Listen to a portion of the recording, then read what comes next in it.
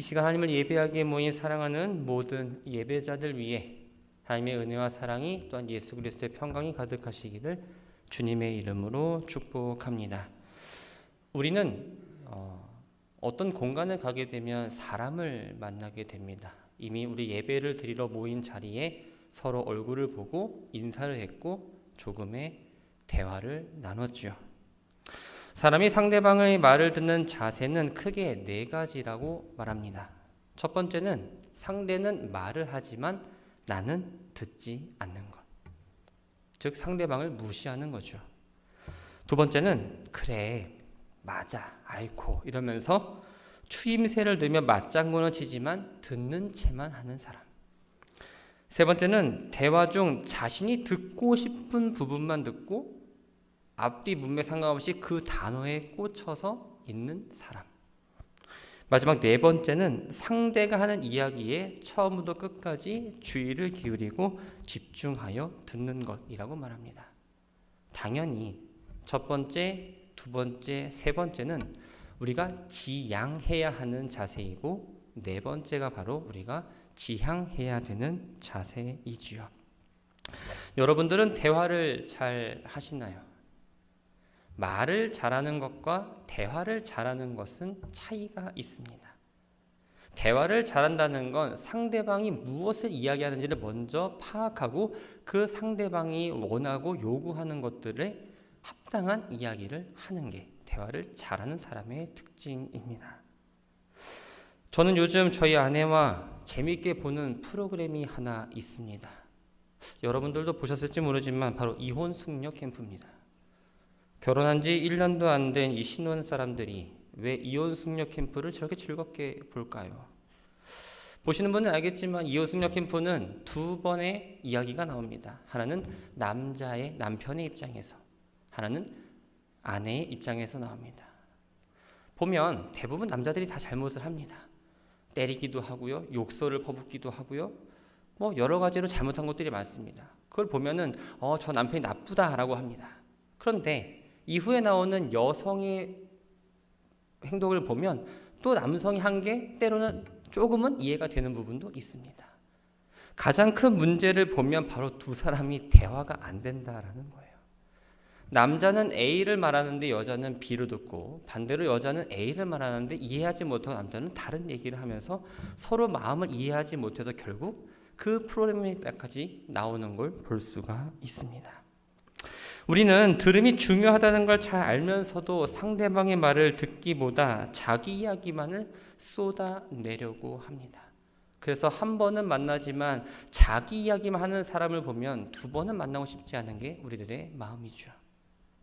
일상에서 벌어지는 다툼과 혼란은 잘 들을 줄 모르는 데서, 아니 정확하게 말하면 잘 듣지 않으려는 데에서 생기는 것들이 대부분입니다. 상대방의 이야기를 잘 들으려 하지 않는다는 것은 그만큼 그 사람의 의견을 존중하지 않는다는 말이고, 또 상대방 입장에 대해서는 조금도 고려하지 않겠다라는 것을 나타냅니다. 이러한 모습은 자기만 생각하고 다른 사람은 안중에도 없는 자기중심적 이기주의라고 말할 수 있습니다. 우리는 어렸을 때부터 어떻게 들어야 되는지, 또 나중에 사회생활을 통해서 어떻게 말하고 들어야 되는지를 몸으로 체득합니다. 어떻게 해야 되는지 알면서도 그렇게 하지 못할 때가 참 많은데, 하나님께서는 오늘 설교 본문의 설교 제목처럼 우리들의 말을 귀 기울여 들으시는 분이라는 것을 오늘 본문을 통해서 기자는 이야기하고 있습니다. 시편은 표제가 있습니다. 이 표제는 일반적으로 저자, 장르, 연주 방식이나 사용되는 악기 또는 저술된 시기나 배경 등이 기록되어 있습니다. 근데 오늘 본문 116편을 보면 아무것도 적혀 있지 않죠. 150편 시편 가운데에 표제가 없는 34편의 시 가운데의 하나입니다. 따라서 누가 지었는지, 언제 지었는지, 어떻게 불러야 되는지 정확하게 알지는 못합니다. 내용을 살펴보면 하나님의 응답과 구원에 대해서 개인적으로 감사하고 또 그 은혜에 보답하려는 서원을 담긴 찬양시라고 보고 있습니다. 1절을 보면 여호와께서 내 음성과 내 간구를 들으심으로 내가 저를 사랑하는도다 라고 하면서 노래가 시작됩니다. 이 말씀은 시인 자신의 음성과 간구를 들으시고 응답해 주시는 하나님을 향한 감사가 담겨 있죠. 그런데 시인이 이 고백을 한 건 뭔가 마음이 평안한 상태에서 지금 뭔가 여유로운 상태에서 한 고백은 아니었습니다. 시 전체의 내용을 살펴보면 시인은 그동안 헤아릴 수 없는 수많은 혹독한 고난의 상황을 감내해야 했습니다. 대표적으로 3절의 말씀을 보면 사망의 줄이 나를 두르고 수월의 고통이 내게 이름으로 내가 환난과 슬픔을 만났다라고 말합니다. 사망의 줄이 나를 둘렀다라는 것은 짐승을 희생제물로 바치기에 묶어놓은 것처럼 죽음의 고통에 속박되어 있는 상태를 말합니다. 또 수월의 고통이 이루어졌다는 이 말은 사망이라는 사냥꾼에게 쫓겨서 더 이상 달아날 수 없는 막다른 골목에 처해 있다는 것을 의미하죠. 이러한 표현들을 통해서 시인은 차라리 죽는 것이 낫다고 생각할 정도로 큰 고난과 고통당하는 상황에 이르렀다는 것을 우리는 알 수가 있습니다. 시인은 이처럼 그동안 헤아릴 수 없이 정말 스스로는 견딜 수 없고 극복할 수 없는 고통과 시련의 상황을 홀로 감당해야 했습니다. 그래서 이럴 때 어찌하여 나를 버리셨나이까 라고 말할 정도로 원망을 하거나 탄식을 섞인 말들을 고백할 수 있었죠.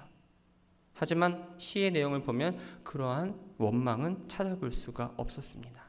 고난 가운데 있지만 하나님을 원망하거나 자신의 상황을 결코 비하하지 않았습니다. 또 11절 말씀을 보면 모든 사람은 다 거짓말쟁이라고 이야기합니다.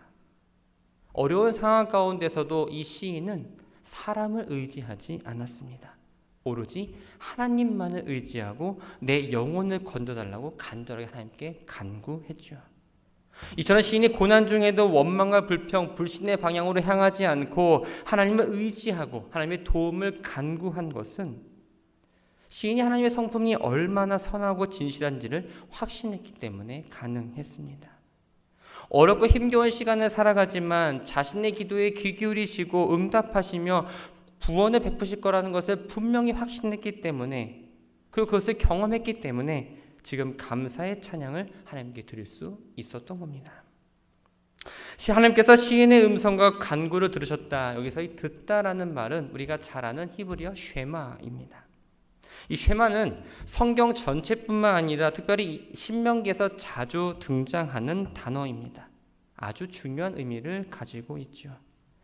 특히 신명기 6장을 보면 모세가 이스라엘 백성들에게 이스라엘아 들으라 라고 하면서 시작하는 교훈들이 기록되어 있습니다.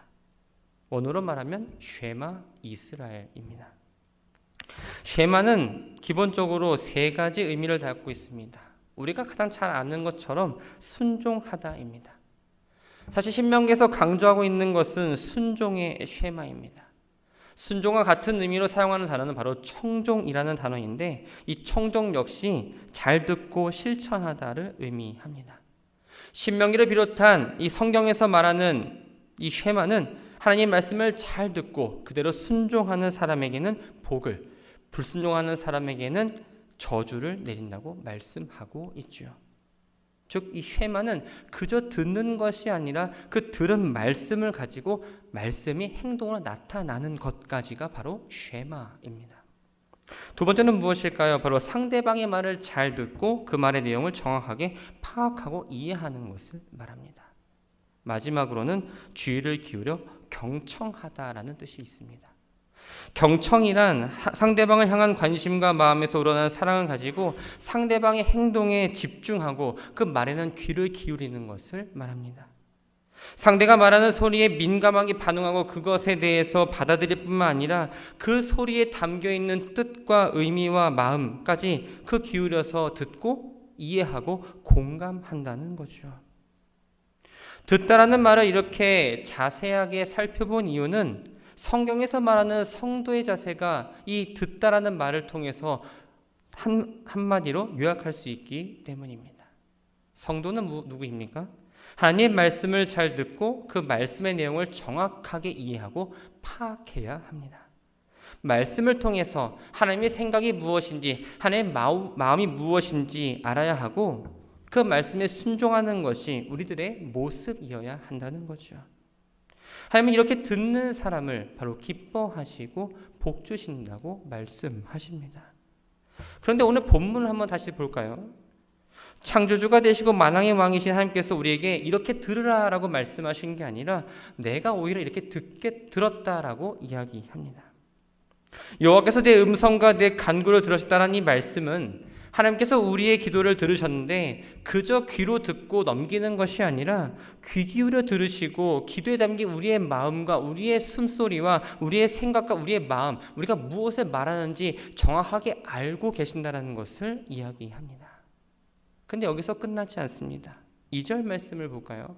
하나님께서 귀를 내게 기울이셨다라고 이야기합니다.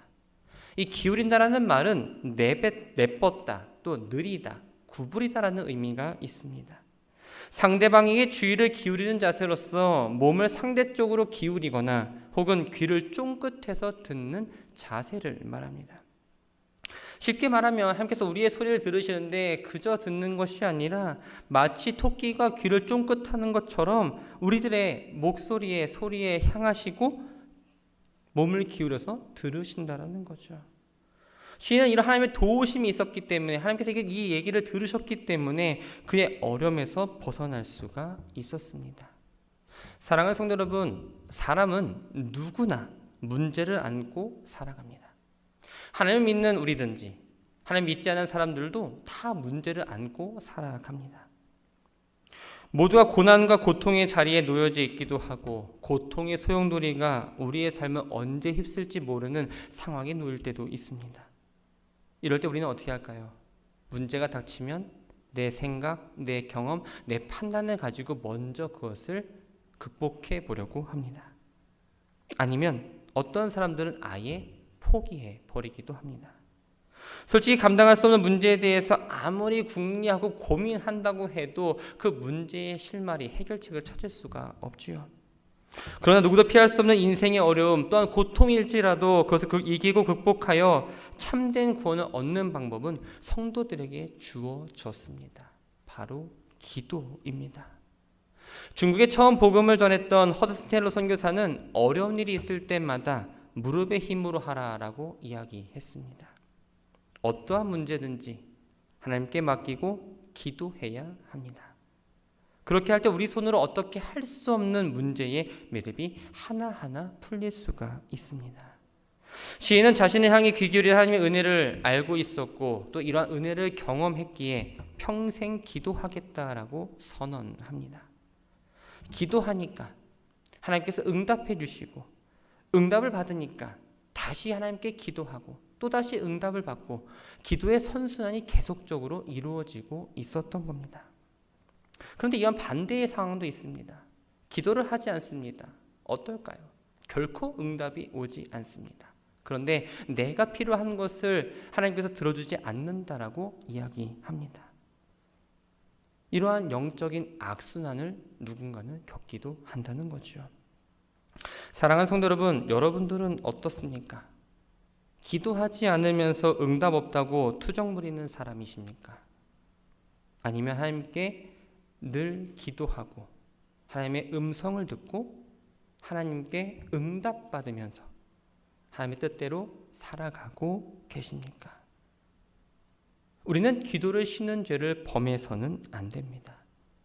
그리고 기억해야 될 것은 모든 기도는 반드시 응답된다는 사실입니다. 이것은 제 말이 아니라 성경에 나와 있습니다. 마태복음 7장 7절을 보면 이렇게 기록되어 있죠. 구하라 그리하면 너에게 주실 것이요 찾으라 그리하면 찾아낼 것이요 문을 두드리라 그리하면 너에게 열릴 것이다. 하나님은 응답하신다는 것은 결코 변하지 않는 진리입니다. 그렇다면 혹 응답을 기다리는 응답을 받아들이는 내 자세는 어떠한지를 한번 살펴보아야 합니다. 한번 생각해 볼까요? 어떤 어린아이가 부모에게 무언가를 요구할 때 그들의 요구를 100% 들어주는 부모님은 없습니다. 부모가 생각했을 때 그 이야기를 듣고 옳다, 타당하다고 여기면은 그 아이가 원하는 대로 요구를 들어주지만 부모가 생각했을 때 타당하지 않으면 안 된다라고 하면서 어떻게든 그것에 대한 반응을 보입니다. 이렇게 보면 하나님께 기도했는데 즉시 지금 이 자리에서 응답이 일어나지 않는다고 해서 기도가 응답되지 않았다고 생각하는 것은 바로 잘못이라는 겁니다. 예루살렘이 바벨론에 의해서 멸망당했을 때 멸망을 돌이켜주시고 회복시켜 주시기를 많은 사람들이 기도했습니다. 하나님께서는 그들의 기도대로 예루살렘을 멸망에서 건지시고 회복시켜 주셨습니다. 하지만 그들은 자신들의 기도가 상달되지 않았다고 생각했습니다. 왜 그럴까요? 하나님과 그들 사이에는 70년이라는 그 간격이 존재했기 때문입니다. 그들은 지금 당장 외쳤고 지금 당장 해결을 바라기 원했지만 하나님께서는 70년 후라고 응답하셨기 때문입니다. 하나님께 기도했는데 지금 나에게 당장 응답이 없다고 기도를 멈추는 것은 지극히 내 생각대로 하는 행동일 뿐입니다. 겸손한 마음으로 기도하고 순종의 마음으로 하나님의 응답을 기다린다면 하나님께서 하나님의 때에 하나님의 방법으로 선하게 응답하실 줄 믿습니다. 그 응답을 받은 우리들은 바로 기도에 하나님은 응답해 주신다는 것을 반드시 경험하게 되는 거죠. 내 안에 잘못된 어떤 교만, 내 생각을 버리고 겸손과 순종의 마음으로 하나님을 신뢰하며 나아가시기 바랍니다. 사랑하는 성도 여러분, 지금 여러분들 앞에 어떤 문제가 있으신가요? 감당할 수 없는 장애물이 있으십니까? 나를 뭔가 괴롭게 하는 문제들이 주변에 둘러싸고 있지는 않으십니까? 사람이 아니라 하나님을 먼저 의지하며 기도하시기 바랍니다. 하나님은 우리의 음성에 귀 기울이시고 들으시는 분입니다. 기도만큼 가장 완벽하고 가장 온전한 해결책은 없습니다. 아무리 크고 어려운 일, 상황이 나를 짓누른다 해도 믿음으로 기도하고 나아가면 하나님의 구원을 경험할 수가 있습니다.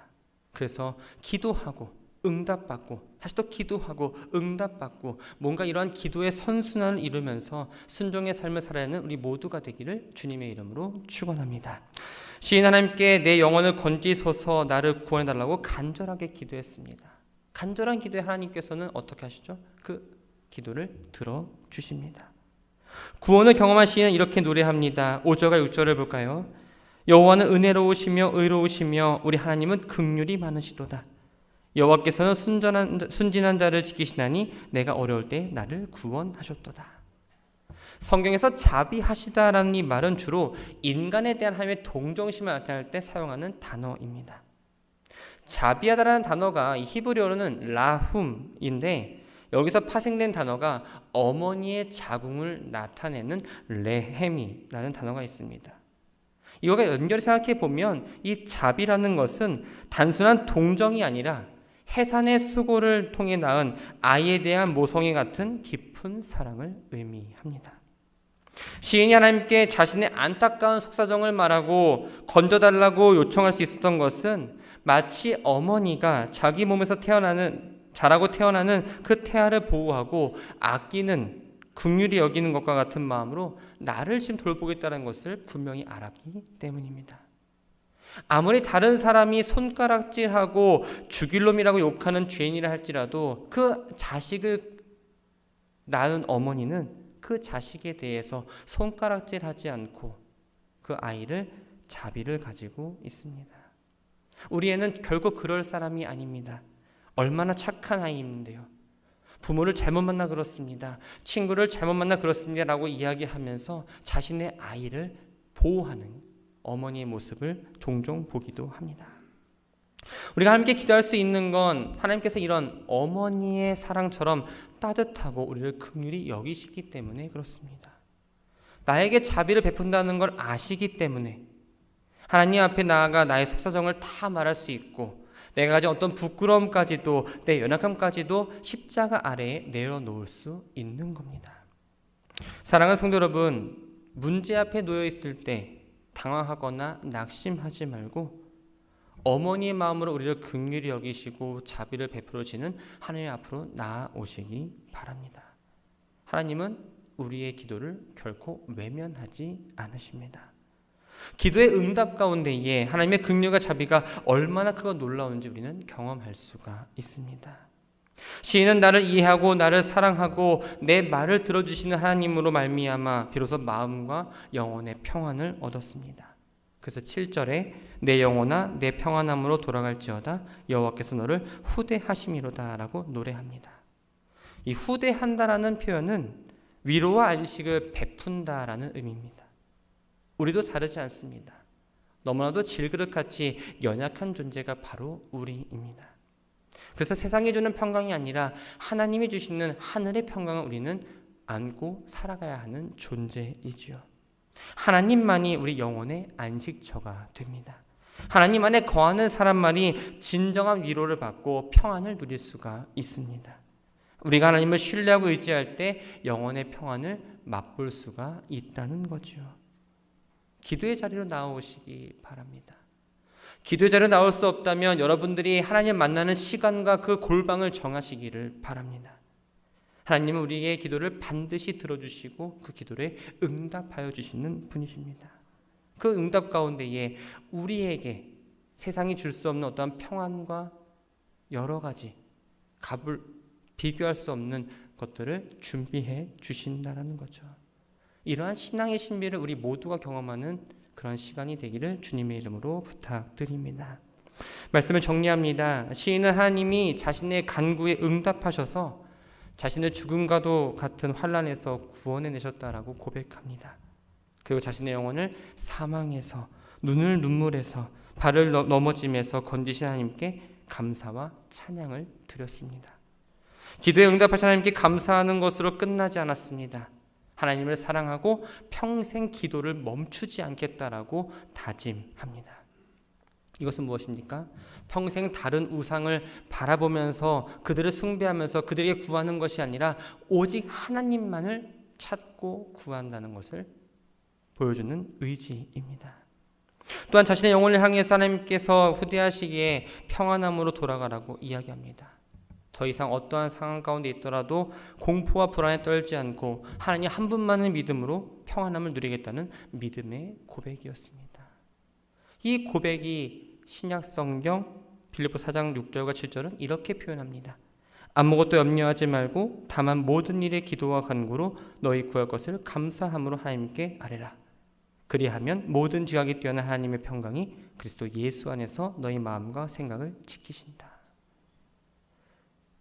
우리의 고백이 되었으면 합니다. 시인의 고백이 아니라 우리의 고백이 되기를 소망합니다. 하나님께 기도하고 기도의 응답을 받고 기도의 선순환이 이루어져서 이 비밀을 우리가 깨달았으면 좋겠습니다. 하나님께 기도하고 응답받는 체험을 통해서 성경에 기록된 하나님, 문자적으로 나와 있는 하나님이 아니라 지금도 살아계셔서 나를 바라보시고 나를 품어주시고 나를 안아주시고 내 삶을 인도하시는 그 하나님, 긍휼을 베푸시는 그 하나님을 확신하고 믿고 나아가는 모든 성도 되기를 주님의 이름으로 축원합니다. 고통을 당할 때에도 믿음을 잃지 않고 다른 사람이 나를 도와주지 않아도 믿음을 의심하게 하는 그 말을 누군가 나에게 하더라도 나는 오직 하나님 한 분만을 바라본다는 그 의지를 나타내시기를 부탁드립니다. 아무리 상황이 어렵고 힘들어도 하나님 말씀을 붙잡고 기도할 때 우리는 기도의 응답을 받을 수 있습니다. 지금 당장 응답이 없는 것 같고 나는 지금 당장 너무나 죽겠고 힘든데 하나님이 안 들어주신 것 같지만 주님께서 우리의 상황과 모든 것들을 알고 계십니다. 하나님의 때에 하나님의 방법으로 선하게 응답하여 주십니다. 그리스도인들이 가장 많이 하는 거짓말이 무엇일까요? 바로 기도하겠습니다 라는 말입니다. 생각보다 많은 사람들이 기도하지 않습니다. 기도밖에 답이 없는데 기도하지 않는다는 거죠. 이 말은 그만큼 하나님을 믿지 않고 하나님이 기도를 들으신다는 사실도 믿지 않는다는 것을 간접적으로 이야기하는 겁니다. 기도의 자리에 나아가지 않으면 결국 우리는 세상 가운데에서 패할 수밖에 없습니다. 우리가 기도할 때 하나님 들으시고 하나님의 방법대로 우리들에게 응답하십니다. 기도는 우리의 신앙생활 가운데에 반드시 행해야 될 요소들입니다. 내 음성에 귀를 기울이신 하나님을 믿으며 나아가시기 바랍니다. 사람은 듣는 것이 한정되어 있지만 하나님은 듣는 것에 한정되지 않으시는 분이십니다. 사람은 듣는 소리에 그 문맥만 파악하지만 하나님께서는 그 말하는 사람의 마음과 생각과 감정 모든 것들에 귀 기울이시고 들으시는 분이십니다. 그 하나님을 경험하는 우리 모두가 되기를 바라며 그래서 하나님을 온전히 섬기는 우리 춘천지교회 모든 성도들 되기를 주님의 이름으로 축원합니다.